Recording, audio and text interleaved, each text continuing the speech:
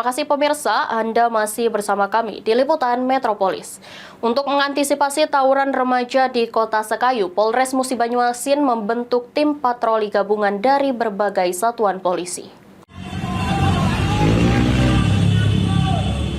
Beredarnya video sejumlah remaja yang berkonvoi dengan sepeda motor sambil membawa sajam di media sosial menimbulkan keresahan di tengah masyarakat. Polres Musi Banyuasin saat ini telah menurunkan puluhan personil dari berbagai satuan untuk mencari keberadaan sekelompok pemuda tersebut. Kabak OPS Polres Musi Banyuasin Kompol Tony Arman mengatakan saat ini pihaknya sudah menurunkan sejumlah personil dari berbagai satuan untuk mencari keberadaan sekelompok remaja tersebut. Selain itu, tim Polres Musi Banyuasin sudah melakukan sosialisasi kepada seluruh sekolah terkait himbauan dan pengawasan bagi sekolah kepada para siswanya agar tidak melakukan hal-hal yang melanggar hukum di luar jam sekolah. Terkait dengan informasi ini, kami dari Polres Muba sudah mengambil langkah-langkah. Yang pertama, sudah kami turunkan tim deteksi, unit intel baik Polres maupun Polsek, untuk melakukan mapping ataupun pemetaan dan identifikasi terhadap kelompok yang viral di media tersebut.